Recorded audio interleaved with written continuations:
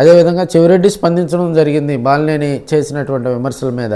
మిగతా నియోజకవర్గంలో ఉన్నటువంటి ఏ వైసీపీ సమన్వయకర్త కానీ నియోజకవర్గ ఇన్ఛార్జి కానీ బాలినేని మీద ఎదురు దాడి చేసే ప్రయత్నం అయితే చేయలా.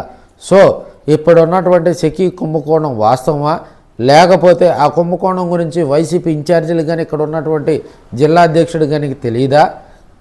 మరి ఒకవేళ బాలినేని మీద కనుక విమర్శలు చేస్తే కూటమి ప్రభుత్వం ఏదైనా కేసులు పెడుతుందని చెప్పి భయపడుతున్నారా?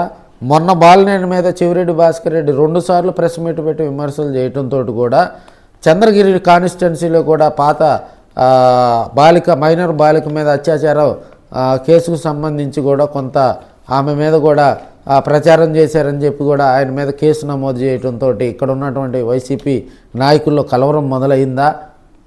మరి ఇక్కడ ఉన్నటువంటి వైసీపీ లీడర్షిప్ మరి ఎందుకని బాలినేని శ్రీనివాసరెడ్డి మీద ఎందుకని ఆయన చేసినటువంటి విమర్శలను సవాళ్ళను స్వీకరించలేకపోతుంది?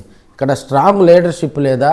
దీని మీద కూడా ఇక్కడ ఉన్నటువంటి పెద్దలు స్పందించకపోవటం కూడా పలు అనుమానాలకైతే తావిస్తూ ఉంది. జగన్మోహన్ రెడ్డి గారి మీద అప్పట్లో పనిచేసినటువంటి మంత్రులు అధికారుల మీద కూడా బాలినేని శ్రీనివాసరెడ్డి విమర్శలు చేసి సవాళ్ళు విసిరినప్పటికీ కూడా ఇక్కడ చెవిరెడ్డి భాస్కర్ రెడ్డి ఒక్కళ్ళే స్పందించడం జరిగింది. ఇక్కడ ఉన్నటువంటి జిల్లా అధ్యక్షుడు కానీ మిగతా వాళ్ళు కనీస స్పందన లేకపోవడంతో కూడా రాబోయే రోజుల్లో వైసీపీ బాలినేని ఆయనకు అడ్డుకట్ట వేయటంలో కొంత వెనకడుగు వేసిందని కూడా రాజకీయ విశ్లేషకులు అయితే చెప్తా ఉన్నారు. తమ అధినేత మీద విమర్శలు బాలినేని శ్రీనివాసరెడ్డి చేసినప్పుడు దానికి సంబంధించి కొంత సమాచారం తెప్పించుకొని కూడా ఇక్కడ ఉన్నటువంటి జిల్లా అధ్యక్షుడు కానీ కొంతమంది వైసీపీలో లీడర్షిప్ ఉన్నటువంటి పెద్ద నాయకులు కూడా దాని మీద మాట్లాడాల్సిన అవసరం ఉంది.